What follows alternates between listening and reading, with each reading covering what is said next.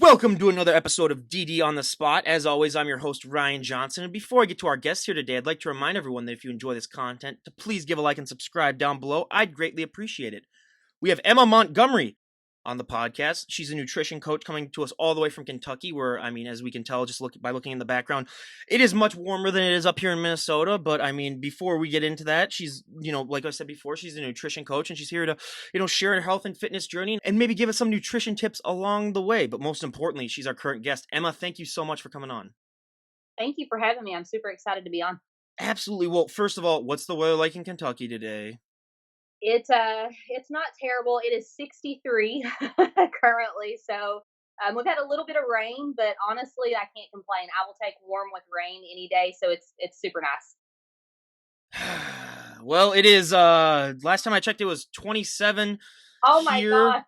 And hey, that's all right here. We had an unseasonably warm winter. Well, and when I mean unseasonably warm, we only hit the negatives, I think, 4 days. So I would die. Yeah. Well, since I always love to entertain our guests from the South last winter we had that polar vortex where it was negative 65 with wind chill up here. That is crazy. Which, if you were outside with any bare skin for 90 seconds, you would get frostbite. Yeah, I can't even. I literally would die. I had a job that I worked outdoors too for like an hour, so that was interesting. So yeah, but before I depress everyone, with my winter woes, which I say this every time, but it's so true. I could do a whole podcast of winter woes, and it would be 10 hours long. But why don't you give us your backstory on what inspired and what motivated you to get in shape, and how that led to you becoming a nutrition coach and where you're at right now? Yeah, so I originally started with like working out and nutrition. It was basically just the very run-of-the-mill story that you probably hear a lot of women say. But when I got pregnant, I gained 60 pounds. So I was huge and very uncomfortable. After I had my son, it was one of those that I had postpartum depression really bad. I didn't want to see, like, there were only certain family members that I wanted to like see. I just didn't want to be around people. And so I think I did like a 21-day challenge or something I found online. It was all like workouts from home, eating clean. At that time, this was like in 2012, 2013. I didn't know what macros were. I didn't count calories. I literally just cleaned up my diet. And, I saw like really awesome results from that. And then it branched out into a friend asking me if I would compete with her. And I'm like, and this was before like competing in bikini was like trendy like it is now. And so I'm like, sure, why not? So I'm like Googling what it is and looking, I'm like, that would be really like a really awesome goal to get in shape. Let's do it. So we both, there were probably about 5 of us that followed this. Literally all of us followed this bro meal plan. Totally different body types, weights, everything. And we're all eating the exact same thing. And it was extremely restrictive. And so I lost a ton of weight, but again, I was working at home and I didn't have a lot of muscle like underneath that. So I was just very thin, but I competed and I did, decently well. I think I got second place in my first show and it was like an NGA, like a natural show. So that gave me like the bug to want to do more. And so at that point, this was like in 2014, I hired my first online coach and I refused to do like the meal plan again. I was like, I had started seeing people talking about macros and these bikini girls, what they were eating. And I'm like, how the hell are they eating that? And they look so awesome. I have to figure this out. And so I hired my first online coach and learned how to count macros, did the whole thing and fell in love with just the whole process of like, I hate competing actually, like the getting in the bikini and the heels and all of that. I don't like that, but I enjoy the end goal, the result, the process leading up to it. I just love like being competitive and challenged by something. So that intrigued me, and counting macros, it was amazing to be able to like eat different foods and still see equally amazing results. So from there, I had started like posting just, recipes and things on Instagram. And like at first my page was private. Like I didn't, have a following or anything. And I was just posting like food and people were seeing and they're like, what the hell are macros? How are you eating that? Do you coach people in that? And I'm like, no.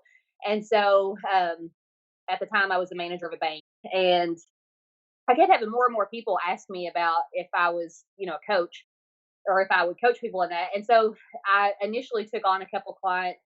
So that's essentially like how I got started in terms of like, competing into, and I don't really compete anymore, but I still, count macros. That's exactly what I teach clients. And that's really like the bulk of what I do in terms of like nutrition coaching. Is 90% of the people I work with, it's nutrition coaching. I do like full coaching where I do workouts and stuff for the clients too. But the majority of the people that come to me are nutrition clients because they want to be able to eat like I eat, essentially. So yeah, that's the rundown on pretty much how I got to where I am now. And that's awesome. But I mean, one of the things that I love to ask all my health and fitness guests is because if you were to walk into a gym with 100 people, there's 100 different ways as to how those people got into the shape that they're in. I mean, whether it comes down to like you're talking about their diet or their nutrition, how many reps they do, what exercises they do. So many little things add up to that overall package that people end up seeing. And I always say, if you're to walk up to someone and say, hey, would you train for this body part? It looks great. What works best for them 99% of the time is not going to work as good for you. What was that experience like for you when you were getting started, sort of figuring out what worked best for your body and how to best get your results?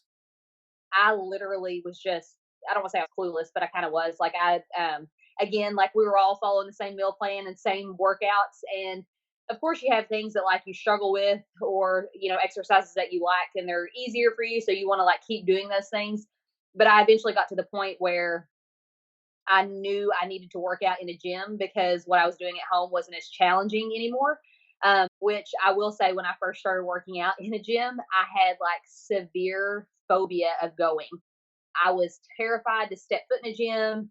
I was afraid everybody was going to like watch me, and I don't know, like everything that people like fear now. I was the exact same way. So I will tell people like it. Nobody's watching you. They don't give a shit what you're doing. They care about what they're doing. But I was the same way, terrified. So when I first started going to the gym, I had a plan from a coach. And so that was, I highly recommend for anybody that doesn't know where to start to have somebody write your programming because it's easy to go in the gym and just do the things that you like or that you think are easy because it's comfortable and you're afraid to do other things.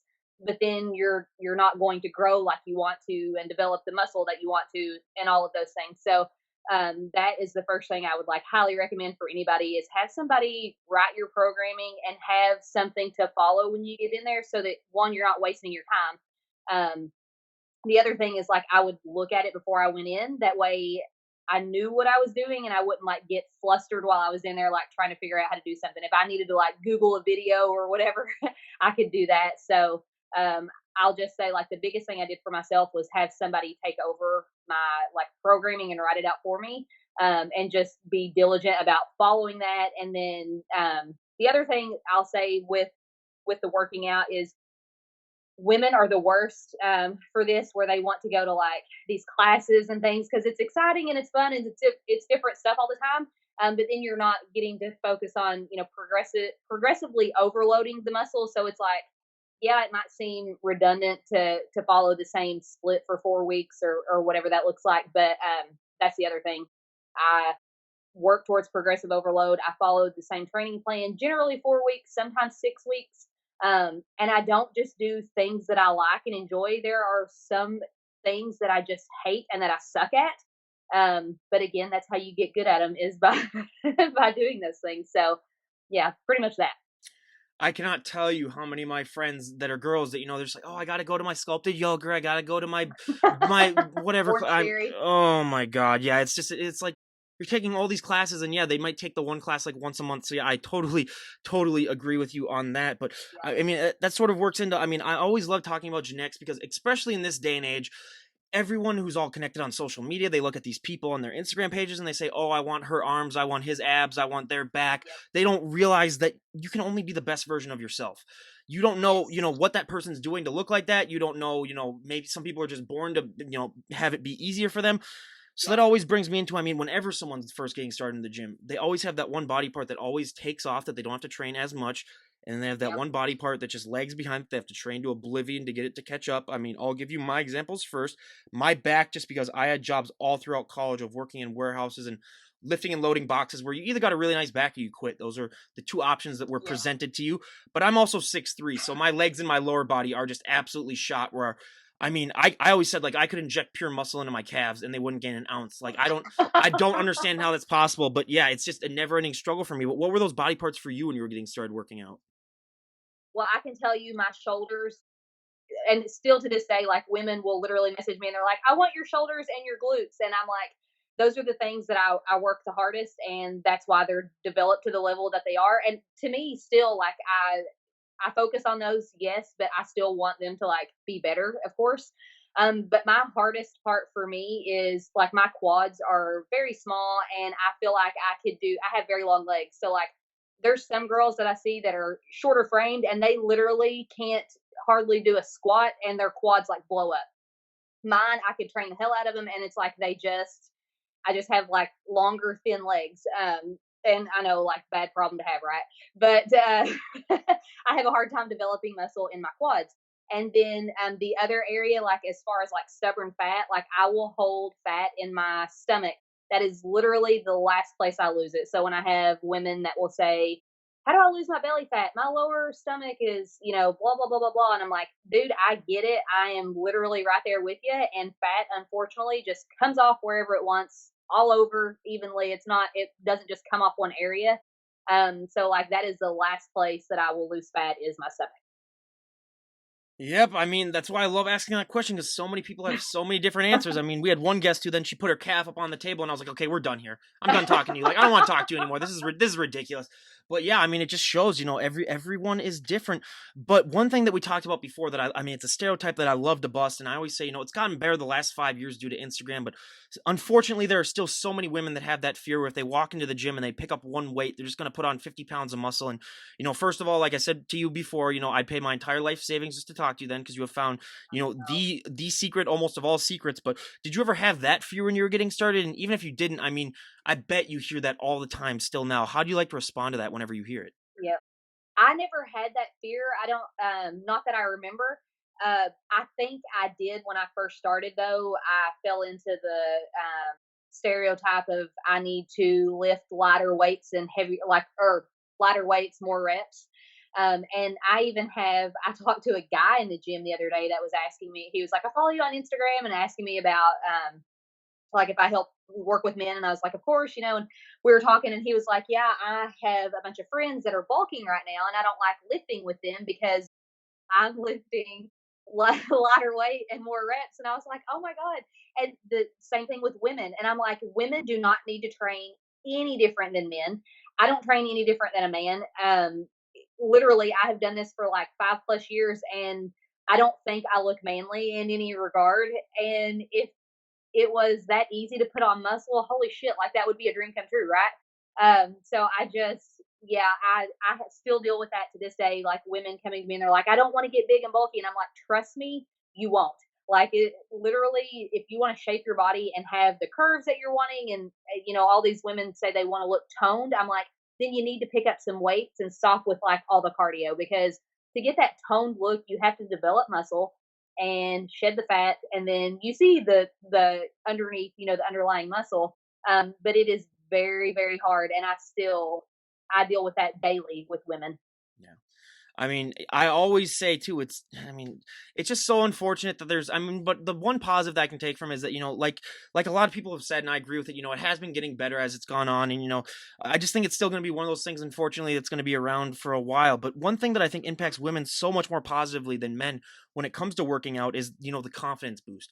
We've heard hundreds of Yes. stories on this podcast of women who have, been able to make life-changing decisions. It's helped them maybe become more assertive, or it's helped them just with everything in their everyday life. And I always say that's the one thing that you can take from the gym and use to impact every aspect of your life. How have you taken that confidence boost that working out gives you and use it to impact your life? Oh man. So I will say, and it sounds cliche and cheesy, but literally working out, and like it has changed my life in the fact, I mean, just like how I feel daily. Like I literally look forward to going to the gym, and I'm freaking out that this damn virus is going to have the gym closed. And I'm like, oh my God, what am I going to do?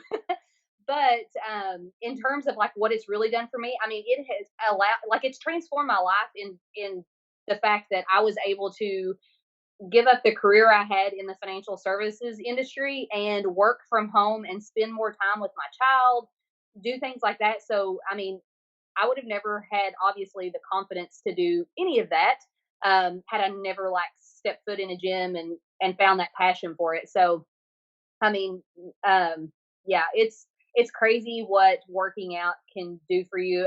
I literally like I honestly don't know what I would do if I wasn't able to train. Like it is one of the best parts of my day. I always say those rest days are the hardest days for me. I mean, just sitting around doing Mhm. nothing and wondering what to do. Well, now luckily for the last couple of years, or almost last year and like 8 months or whatever, I've had this podcast to work on when I'm doing rest days and stuff when I have absolutely nothing to do. But yeah, it really does stink sometimes. But I mean, you're a nutrition coach, and I always say nutrition is 80 to 85% of it. I mean, it's such an important factor that a lot of people still to this day don't believe in. They always still have that old mindset where if I just go to the gym and work out, I can eat whatever I want and nothing will happen to me. But that, I mean, don't even get me started on how many times I've had to tell people that that is so not true. But on an individual level, what would you say is probably one of the bigger nutritional changes that you made when you really started to take things seriously in the gym? Um, Honestly, for me, it was counting macros.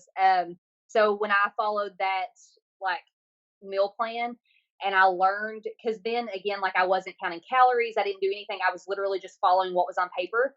And when I actually learned like that food is energy and it has this many calories per gram, and all of the things with macros, and like I added up what I was eating on that meal plan, I don't even think it was 1,200 calories a day.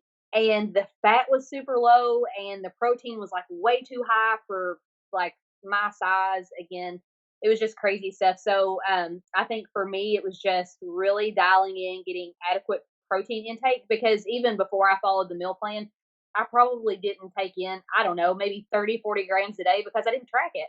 And so upping my protein intake was by far the biggest thing, and then not fearing carbs because it was one of those things.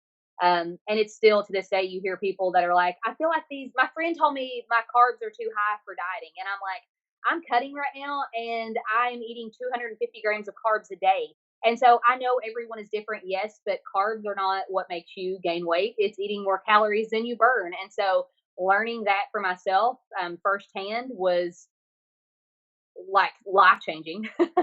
And then that like really adequate protein. So in general, just learning macros and putting that to use daily. What would you say is probably the most common myth that you get from the average person who's coming up and asking you for advice, nutrition wise? Um, God, I hear a lot about intermittent fasting right now because it's trendy and there's all those programs that um, use that. But it's probably either something to do with carbs, either low carb or carb cycling. Generally, I would say it's the majority of it is to do with carb intake, just because I feel like society has conditioned us, people in general, but specifically women, to feel like they need to do no carb, low carb, keto, any of the things that restrict their carb intake to lose weight. I think that's the biggest one.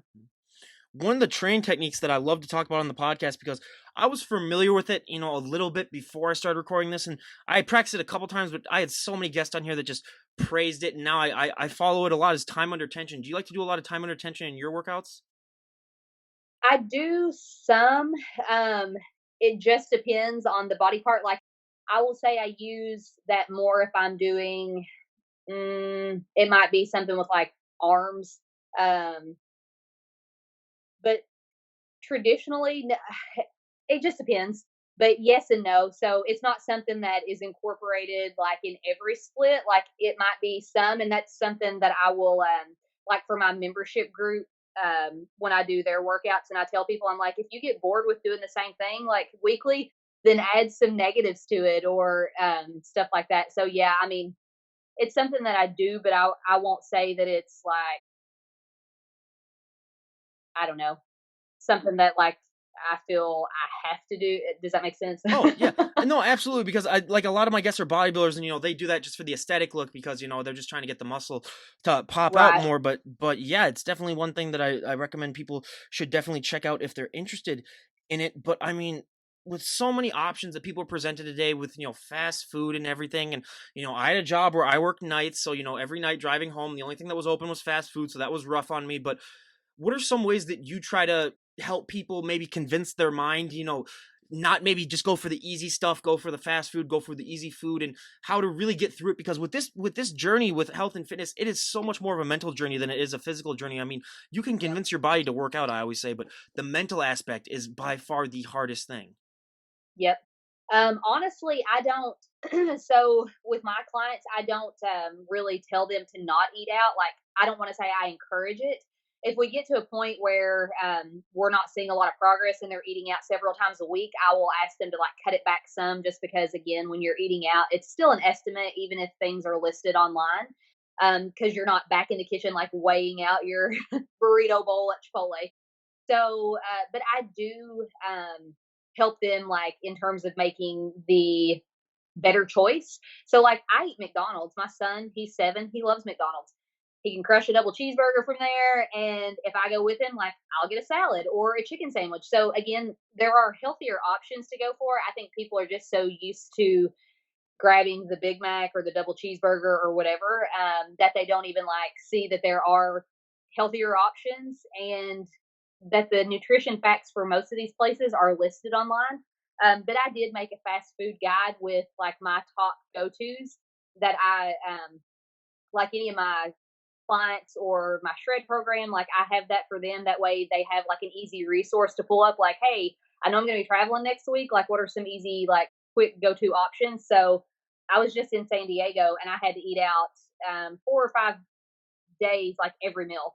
And so, again, like it was literally fast food, but there's easier, like healthier options that you can choose versus going for what you normally would have before. So again, I don't preach like go eat out, but I always tell people like you can obviously choose a better option than what you did before. So again, like I'm not I eat out probably maybe once or twice a week. It's not something that I do all the time, but I don't go for the Big Mac.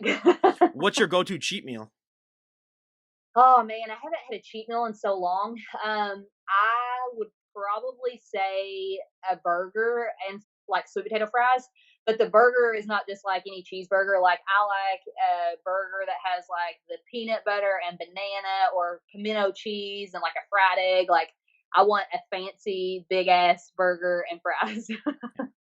No, yeah, and I always said too, like if I ever had a big cheat meal, I'd probably just go to a Five Guys, and yeah, that's definitely it for me. I mean, I'm a huge burger person as well, but also with this whole lifestyle, I mean, your time management skills have to be so much better than the average person, because this is a lifestyle that requires a lot of time and a lot of dedication. Was that a struggle for you when you were getting started having this dedication when it comes to time management? And is it something that's gotten easier for you as your journey's gone on? Yeah, when I first started, and people, this is something that I will say it's kind of a pet peeve of mine because I'll have women say, well, it's hard for me because I work and I have kids or whatever that looks like. And people will ask me like when I work out or how long it takes or whatever. And so when I first started working out, again, I have a child, I'm married, I have a family, I was working full time. I was working a second job like on the side when I started my nutrition coaching, and I was competing. I would literally get up at 4 o'clock in the morning to work out before work, and then I would do my cardio after work. And so I always managed. I tell people we all get the same 24 hours in the day. It's just, how you choose to spend it. But yeah, it sucked getting up at 4 o'clock in the morning. I didn't love that, but I did it because, again, like it was important for me to be able to get the workout in. And so the time management part, it wasn't so much that I struggled like with making it work. It just, the actual schedule of it sucked. And so now, obviously, that I work for myself and I'm home, like I don't have to get up at 4 o'clock in the morning. That's nice. But yeah, like, I mean, I will say it's more challenging now just because when you work for yourself and you're like, my hours are kind of like goofy sometimes. Like, if I want to work out like a normal time during the day, it might push me into working like later in the evening that I want to. So, um, I always make my workout a priority though. Like that is scheduled time with me. And it is literally on my like I know when I'm working out each day. And if I have to adjust that around taking a call or doing a podcast or whatever that looks like, I always like that's a non-negotiable for me. So I think that with other people, like it's you just need to treat it like it's an appointment, or like you're meeting a friend. Like if they were going to go work out with a friend, they're not going to go bail on their friend because they're that person's expecting them to show up. So even if you don't have somebody with you, like treat it that way so that you will show up for it. Yep. No, I can totally agree. We all have the same 24 hours in the day, except Dwayne The Rock Johnson. How he's able to be, that successful and still be in that great amount of shape. He must have made a deal with the devil or something. He must be going on like 27, 28 hours a day. I have no idea how that's possible. But you said that, you usually get up and start working out at 4 a.m. And, I just could never do that. But are you more naturally a morning workout person or a midday or sort of a later in the evening type? Generally, at what part in the day do you like to get your workouts done? I like to get now. I don't get up at 4. I still work out in the morning, and there are occasionally sometimes I have to like push it closer to like lunchtime, like late morning. But I am a total morning person. So after I get my son dropped off at school, I have my whole like morning routine, where I read a little bit, I journal a little bit, I have coffee. Like I love that time in the morning to myself. Like that is again, that's another non-negotiable. When it's warm out, I love having like being able to go outside for a walk, so that's another thing that I'll like squeeze into my morning. But yeah, like in terms of like working out, I'm very much a late morning workout person. If I have to go in the evening, I'm like I feel like I'm drained from the day. So I won't say my lift like struggles when I go in the evening. It's probably better because I have like a full day of food. But I prefer going in the morning. I think it just sets a really good tone for my day. I've tried a few times to work out in the morning, and it just does not end well for me. Like, I'm just the opposite, where I got to be late afternoon, early evening for me. But I'm more of a night owl-ish type person too. So yeah, early morning workouts, they do not. They actually just make it guarantee that I'm just gonna have a crappy, droggy day just by getting that workout. So and yeah, like one of the things that we've been talking about too. I mean, all of this is different for so many people. But like you said, I mean, you're a mom, and I always love to ask, all the moms on here. Being a mom, that's a full-time job in and of itself. And a lot of moms that we have on the podcast, when they got started, they deal with that mommy guilt where they don't feel like they're spending too much time with their kids because they're maybe for so much time with work and then working out. How did you deal with that? That was tough when my son was like really little, and I was working out at home. It wasn't as bad, and he honestly like I still have little videos. It's so cute where he would come up and like work out with me. My God, it's the cutest little thing. Like I'd be doing dips, and he would like put his hands under me to like spot me. So I keep all this stuff. It's just so cute. But now as he got older and I was still working full time, that's why I chose to get up at 4 because I didn't want to take away from family time. So yeah, that sucked for me, but I didn't want to take away time from him and my husband so that when I would get home from work, I could be present with them. So what I tell women now though is like, you can't pour from an empty cup. So working out, eating good, all of those things, like they make me feel good and they make me the best person for my family. So I encourage women and men. I work with men too, but like the majority of my clients are women. I'm like, you can't, and moms, like you can't pour from an empty cup. Like if you want to be the best version of yourself for your family, you have to take care of you first. And that is not selfish. Like you have to take care of number one. There is a reason on a plane that they tell you to secure your oxygen mask first before taking care of anyone else. So that is just one thing that I firmly believe and that I preach to my clients. Like, take care of you so that you can take care of them in the best way. Absolutely. And it's like, yeah, what do you want to be unhealthy so that they don't have their parents then when they're like 20 years old or something like that? So that's another big point as well. But how important is it for you two to have that, portray that image to your kid where you're like, hey, I can where your son's gonna be like, hey, I can be healthy and fit when I'm that old too. Because a lot of times with the obesity crisis going on, I mean, we've seen multiple studies where I mean, people with healthy parents, they're vastly more likely to maintain that lifestyle into adulthood. How important is that to you to keep setting that image for your son? Oh my God, it's everything. I love that he will like see pictures of women that I've helped, men and women, and he'll say, "Did you help them get skinny?"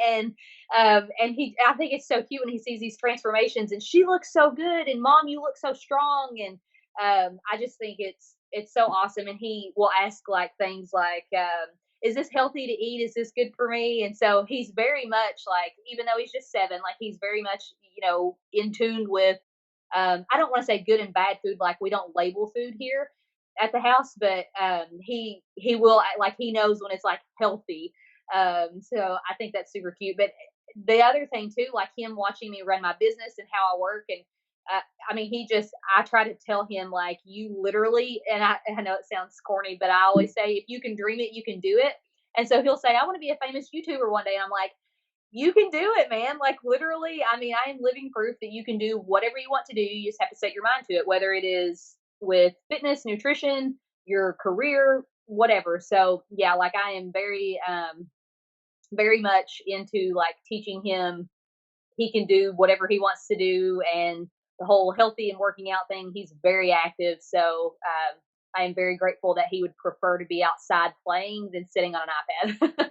Well, famous YouTuber, God, this next generation is going to crap. I was thinking Oh about being my like a god. famous athlete or something like that. Now these people want to be YouTube. I God, yeah. know.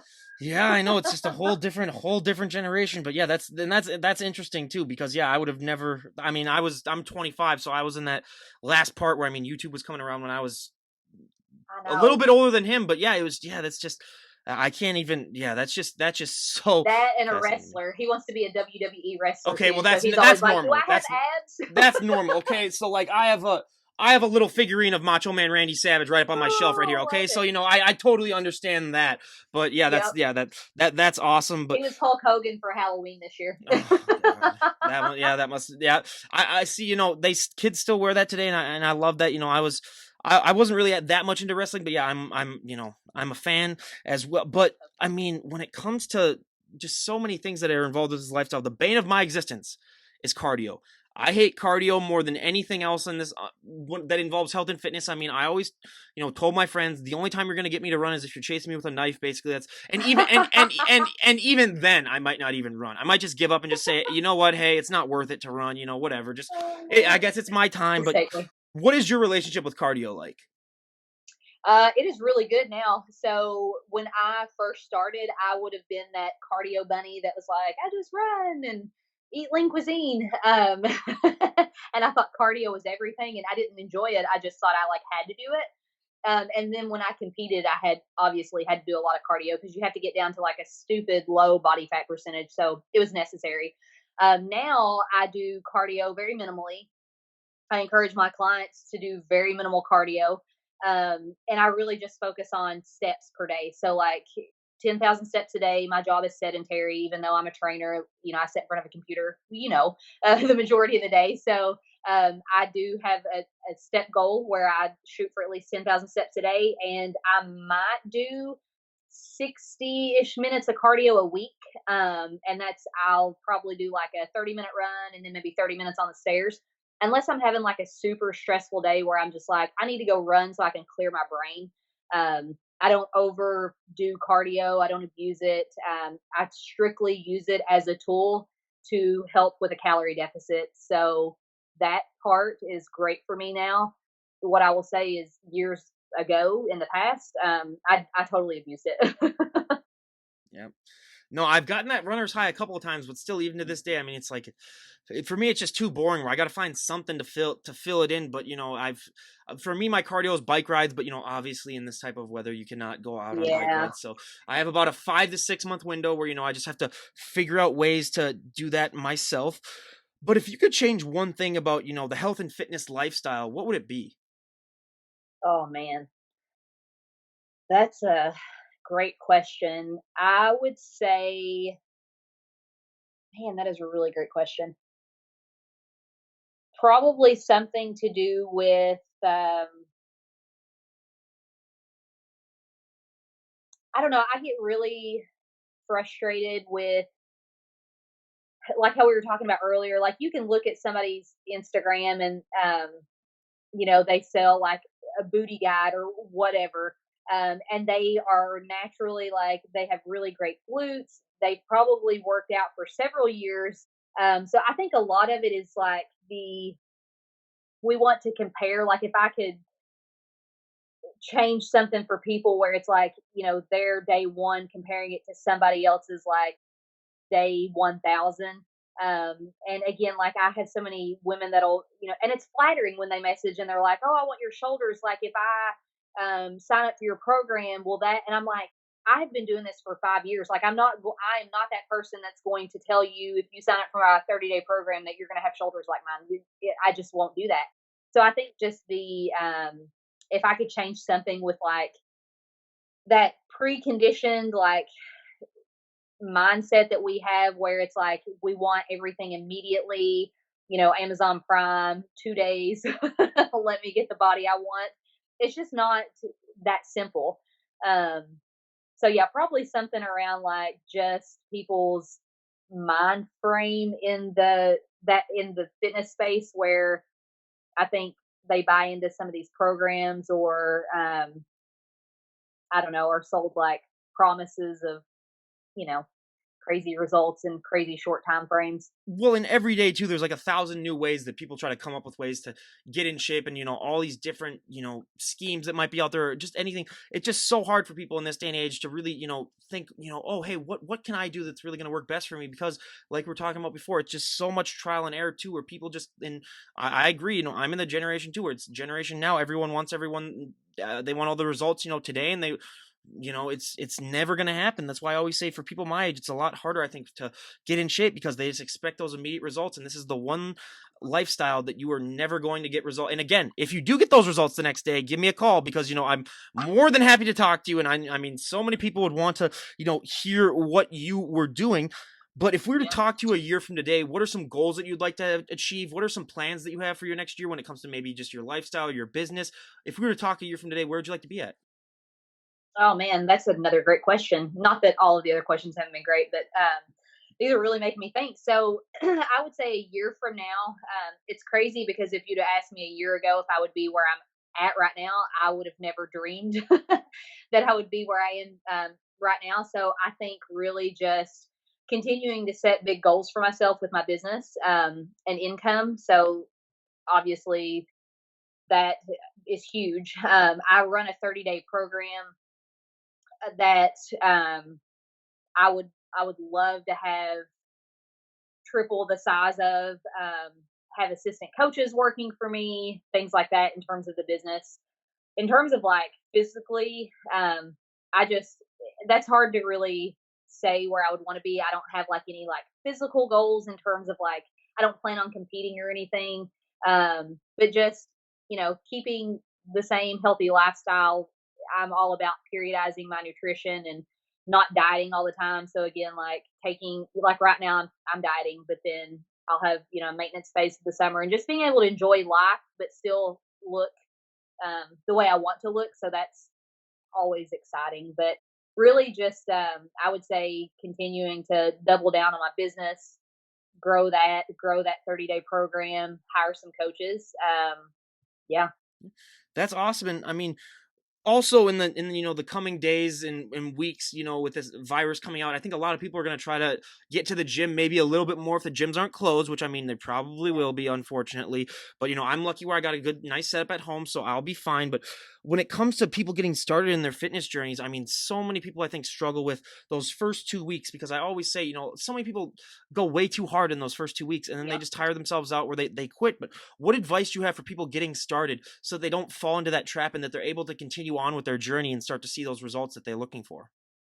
I always tell, and even like clients that I bring on, I always tell them to take baby steps because, like you said, people want to just go full throttle, and then they either get really sore or really frustrated, and or all of the above. So I say take baby steps, even if it is literally like just getting to the gym, especially if they have that fear of going. Um, and you're only there 15 minutes, just walk on the treadmill. Like, just know that you are literally getting the reps in of going and showing up for yourself. So I think that's the biggest thing is like physically getting yourself there if you're afraid of it. And just, checking the box. Like, I went today, even if I just did a 15-minute walk. And then in terms of like working out, really just I know everybody wants to go hard and like see results immediately and they think they need to like lift all the weights and do all the things, but like just pace yourself, lift at your comfort level. So like if something like you'll know when it's too much. challenge yourself, but again, like really, like don't again go full throttle. Like if you only do 3 days your first week just to like get the feel for it, like just do 3 days. Something is always going to be better than nothing. And so I just encourage people really just to show up for themselves, get the reps in of going, and then take it at their pace. So, if somebody else is able to do 4 sets, but you can only do 2 or 3, just do 2 or 3.